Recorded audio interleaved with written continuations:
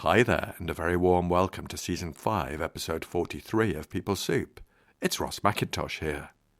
There's a lovely story which I think explains the concept of ventral anchors. And it's a story of a student that goes to his teacher, and he's going to the teacher with his pain. And the teacher says to him to take a teaspoon of salt and to pour the teaspoon of salt into a glass and to drink the water. And of course, it's very salty. He then takes him down to the lake and he tells him to pour the salt into the lake and then to take a drink of water from the lake. So when he takes a drink of water from the lake, it's not salty at all. Kind of the headline of the story is for us to become more like the lake. So the more that we can have this ventral to hold us in our challenge, then the more resourced we feel. Pea Soupers, here's the third and final part of my chat with Kerry Cullen. Kerry is an embodiment coach, facilitator, chartered psychologist, and an expert on Polyvagal Theory. In this episode, we spend a bit more time reflecting on how Polyvagal Theory might help us understand our behaviour in the workplace, including the concept of rupture and repair, noticing and naming our state, and how to map our own states and make our own resources more accessible.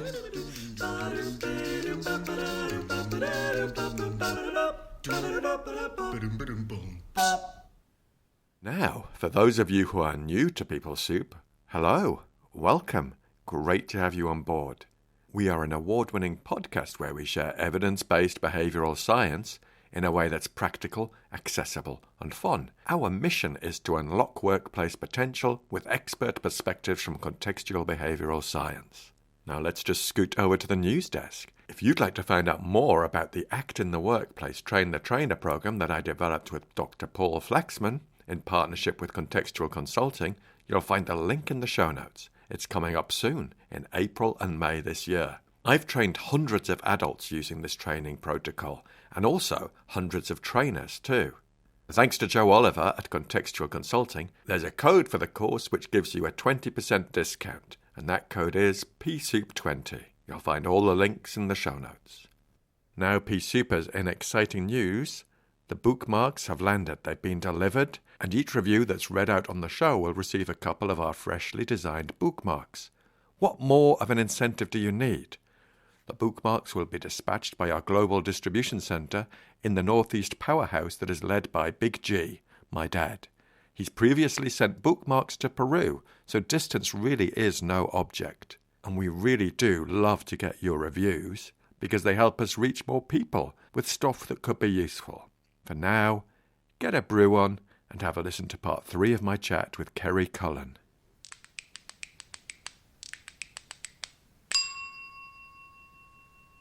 So we've talked about the social engagement and looking at, how we can actually co-regulate, but actually we can also dysregulate. So in terms of if our pace is too fast or too slow, and actually if we're on the ladder, if we find ourselves in sympathetic or we're in dorsal and we're in dysregulation, we can find then that we can have ruptures with other people. Because if we think about, particularly if they're dysregulated, and I really find this very liberating, Ross, to think about, that we're human, we're going to be dysregulated, and therefore we're going to have a dysregulated system talking to another dysregulated system. That's going to happen, and we will have ruptures. And I just find that so liberating. So it's not that we've had a rupture and something is wrong in our relationship. It's like we've had a rupture and something is right. This is part of the process.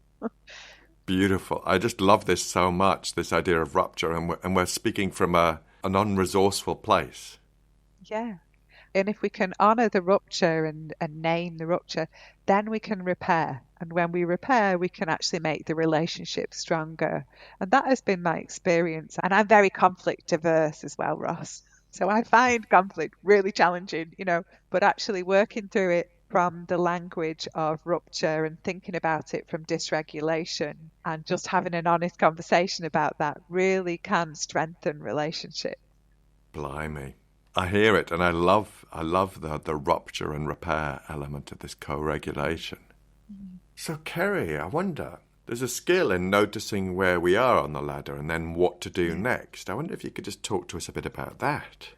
Yeah, so absolutely. The skill, what we call notice and naming, which I think is similar to act, right? Just that ability for us to actually notice where we are on the ladder can really help us to stand back and see. So in Polyvagal, we do mapping exercises where we'll take that map and then we'll populate that map for ourselves. So what's it like for us to be at the top and the middle or the bottom of the ladder? What are the words? How does it feel for you? So we get a sense to be able to tune into that. And then the invitation is a practice of actually stopping and, regularly just checking in and seeing, well, where am I on the ladder right now? And I think it can be very powerful. It's like me yesterday when I was in sympathetic, but I hadn't really realized I was in sympathetic until I caught myself in the seeking behavior. And then it got me noticing, okay, this is where I am. So I think that practice of noticing and naming, I like act with compassion, respecting the survival state. So respecting the response. Yeah, so it's kind of like noticing where I am on the ladder can be sort of curative. It gives me more Yeah. possibilities to think, here I am. Is Yeah. this really useful for me right now? What can I do next? Yeah, well, to me, it feels de-shaming as well because I can get stuck in the story. Let's say I'm in sympathetic, and let's say that I'm feeling very critical to myself about something, like I'm ruminating over something that I've done. So I've got these thoughts of, God, Hmm. why did I say that? And I could have done this differently, that kind of thing. And I think you call this, is it courtroom drama, which I love the term of. I think it's wonderful. And in polyvagal, if we can notice that this is what's going on and then come back to, so I'm in sympathetic, so you come back to the state. So if we notice the state, then it can be, well, how can I change my state? Because if I change my state, the story will then change. Hmm.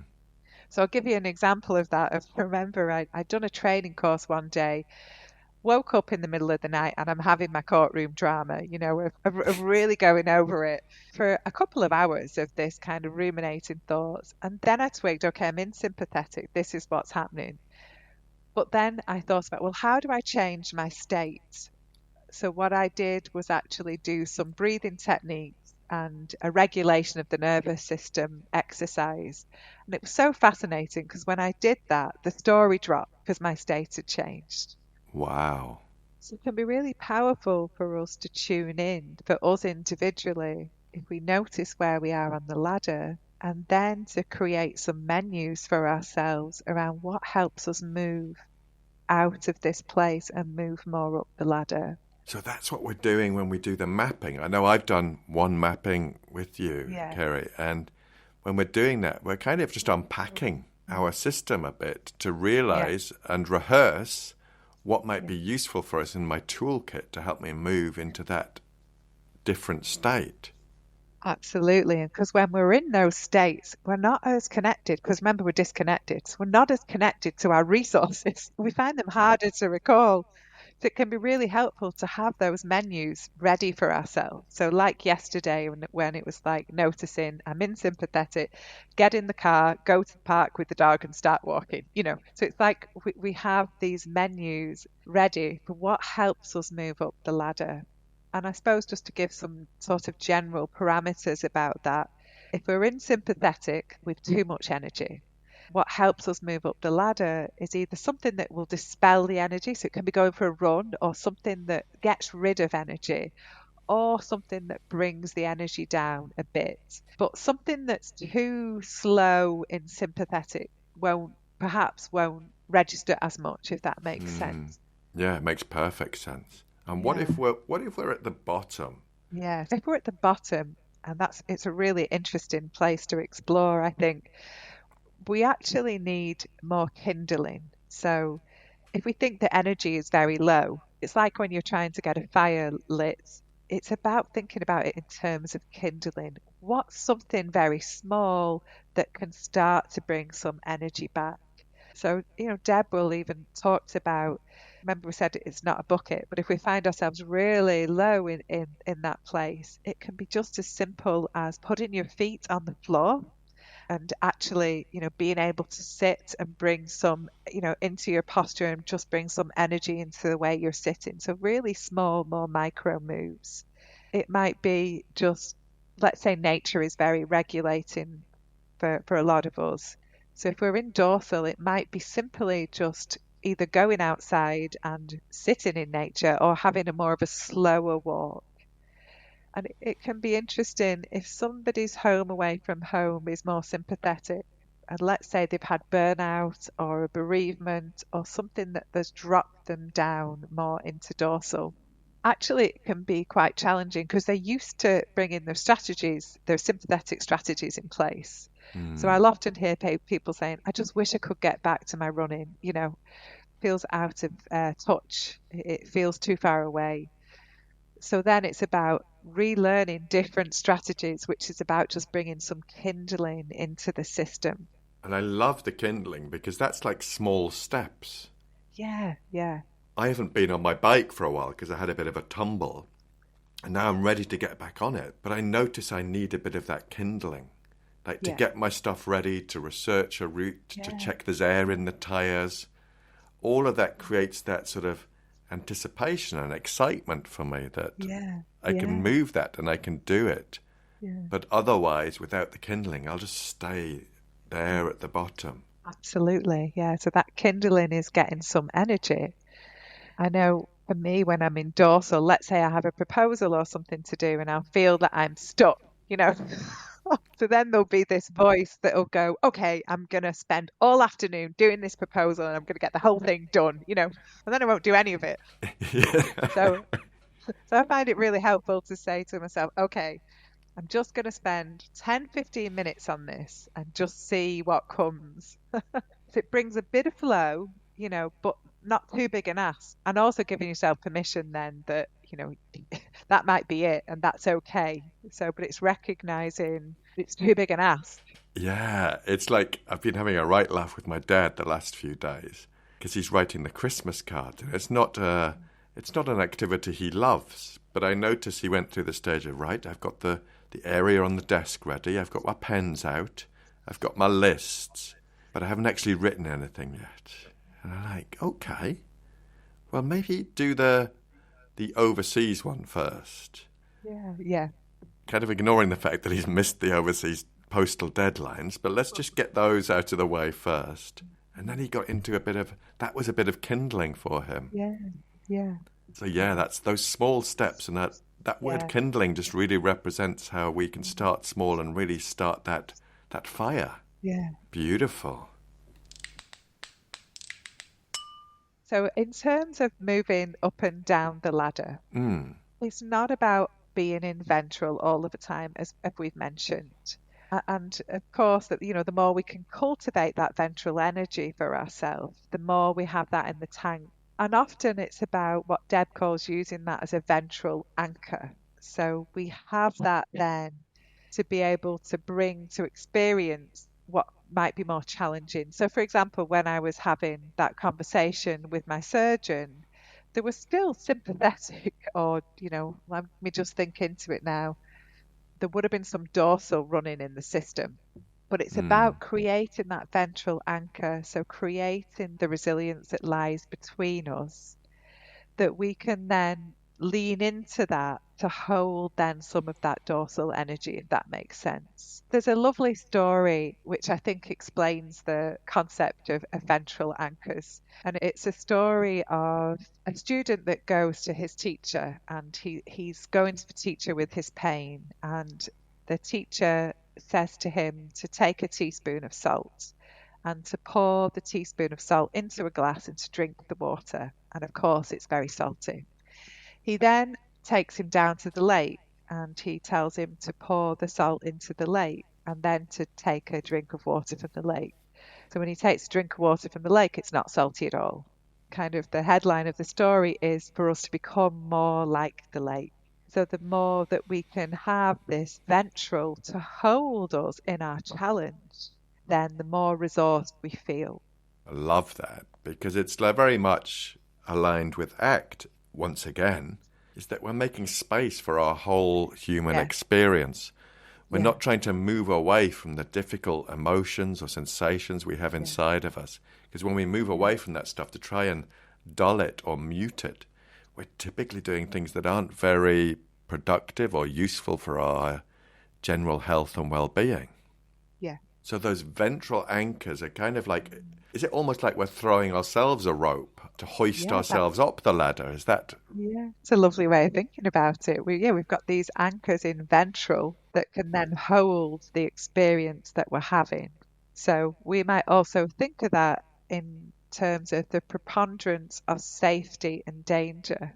So it's like giving ourselves more of those cues of safety to hold that part that's going more into survival, if that makes sense. Absolutely. And the more we can orientate towards what really feeds our ventral, that can then fill us up.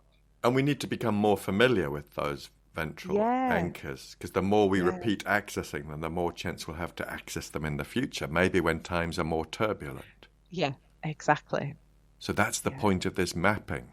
Yes, I think there's a lovely link with that of actually doing it too, right? Because we can know, for example, that being in nature really fills us up. Then we might find we're not orientating to it as much. So creating how do we bring that into our habit that becomes part of our way of being to fill up the ventral. I love the way you express these things. And Kerry, there's a point I'd just like to go back to a bit about kind of conflict in the workplace, or if, say, you're a leader talking to a member of your team and one of you is in sympathetic, the other one's in Yeah, dorsal, and how that can create that mismatch and potentially misunderstanding and rupture. yeah. What would you say to a leader and a team member in states like this? How would you help them unpack it? Yeah, well, it's a really good question, and it's so practical, right? How do we actually bring this to life? So, just thinking from the leader perspective, there's a couple of things there. I think it's about the more you can bring your ventral energy, the more you will be able to help those in your team co-regulate. So I actually think it's a cornerstone of good leadership. And again, we inherently know this, but the more that we can cultivate that in our culture, then we can help others regulate. And you're human, and you will find at times that you will, in your humanness, you're going to have rupture. And I think, if we use that example of, let's say you're a sympathetic leader and then you've got your colleague who's in dorsal, so we've had this rupture. I think then it's about naming the rupture and about giving context. Our nervous systems love context. So let's say, for example, I'm in sympathetic and, I haven't slept well or there's a lot going on. I think even naming that is really helpful because it can take the other person out of the story of this is to do with my value or this is to do with me, or do you know what I mean? The story that we go into. Mm. So I think actually giving that context of, I was found myself in sympathetic. I'm feeling the pressure of us meeting this deadline. That can often be one. So, I'm really feeling that. So whatever's going on for you, actually naming that explicitly, and if you can do it in the language of the ladder, I think that can be even more helpful because now we're looking through that lens of biology. Mm. So powerful to name it, whether you're saying, I've got Mm. stuff going on outside of work, or I'm just Yeah, really anxious about this yeah, deadline, or I've just had a meeting with my boss yeah, who wasn't best pleased with progress. yeah, It can give us a vocabulary and a way of yeah, being yeah, to defuse situations more effectively, more coherently, yeah. and more consistently. It's a really lovely way of putting it, Ross. Yeah. And we're all human. We're all human, so it's going to happen. I think that's the thing. And I think if we can name our own, dysregulation, you're also making it okay for other people as well. We're inviting them to also then be able to express what's going on for them. And we're role modeling that humanity too. Yeah, the humanity, yeah, because we're all human, and reminding ourselves that the relationships, they can strengthen in the repair. Oh, you give me goosebumps. I was just going to say, it's interesting thinking about nervous systems that if we're very dysregulated, other people will pick that up anyway, even if we think we're masking, which is another interesting area to consider. It leaks out, doesn't it? Yeah, you pick it up in your system because we're back to neuroception. You're reading the environment. We'll pick up on other people's nervous systems anyway. So again, back to that given context and naming that actually brings a sense of congruence. Beautiful. So, Kerry, how's Polyvagal landing? What's the response been like? Well, what I'm finding, Ross, is that people really resonate with it in general. When we put that map up and show people the map, there's like a sigh from people. It's like, oh, that makes sense. And that's really what I notice is that people can really relate to that and can relate to the map and find that in themselves. So I'm finding that it does really resonate. And as we touched into a few times, that it is our innate wisdom. It's just, again, it's just making explicit what we already know. So there is a sense of resonance with it. I'm glad you're getting that resonance because I got that sigh. I got that moment of like, holy moly, yeah, this explains that. And it really helped me contextualize some of the discussions I've been having over this year with friends, family, realizing the position they might be coming from and where I'm coming from. Yeah. It gives me a whole new vocabulary. And Kerry, it feels like this conversation has been absolutely rammed with takeaways, but I wonder if there's any brief takeaway that you might leave the listeners with just to reflect on, particularly thinking about adults in the workplace. Yeah, that's a great question. I think thinking about adults in the workplace, what might be a useful takeaway is to think about the concept of glimmers. And I love this concept of glimmers. So it's this idea that, however we're feeling or however overwhelmed we might be feeling at any time or what's going on, that we can identify a glimmer, like a micro moment of joy, a micro moment of hope, or that micro moment of ventral vagal. And actually there's glimmers all around us all of the time. And it's really an invitation just for us to notice the glimmers. So, it could be, as simple as if you really love your coffee, I really love my coffee, Ross. You're like just savoring that. And it doesn't have to be for very long. It's just a few seconds, but these glimmers are around, or the sunset or nature, or, a nice picture that you have. It's just actually the invitation to take notice of the glimmers that are actually all around us that actually feed our ventral. P Supers, there you have it. Look out for the glimmers because they're there. And some of the time we're just not noticing those glimmers. Yeah. Kerry, thanks so much for joining me on People Soup. It's been an absolute joy to hear your wisdom and how you unpack this to make it so accessible and relatable and useful for all of us in the workplace. Thank you so much. Oh, thank you so much, Ross. It's just been an absolute honour to be on People Soup, so I'm really grateful. So thank you so much.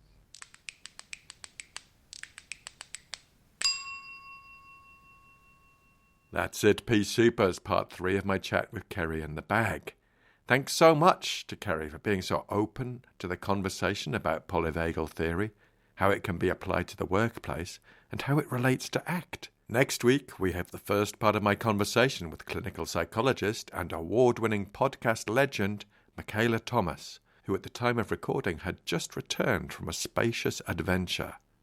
Now, folks, P Supers, we need your help. You can support us and help us reach more people with this behavioural science. So, if you enjoyed this episode of the podcast, we'd love you to do 3 things. Number 1, share it with one other person. Number 2, subscribe and give us a 5-star review, whatever platform you're on. And number 3, share the heck out of it on the socials. This would all help us reach more people and make some noise with stuff that could be useful. We'd love to hear from you, and you can get in touch at peoplesoup.pod@gmail.com. On X, formerly known as Twitter, we are at peoplesouppod. On the gram, known as Insta, we are at people.soup, and on Facebook, we are at peoplesouppod. You can also drop us a review or get in touch using a voice note on WhatsApp. Thanks to Andy Glenn for his spoon magic and Alex Engelberg for his vocals. Most of all, dear listener, thanks to you. Look after yourselves, Peace Supers, and bye for now. you're so brilliant at it, Ross. I'm so glad that you have a podcast because it's a real skill that you have, a real skill. Oh, that's very kind of you, and thank you. I do love doing it.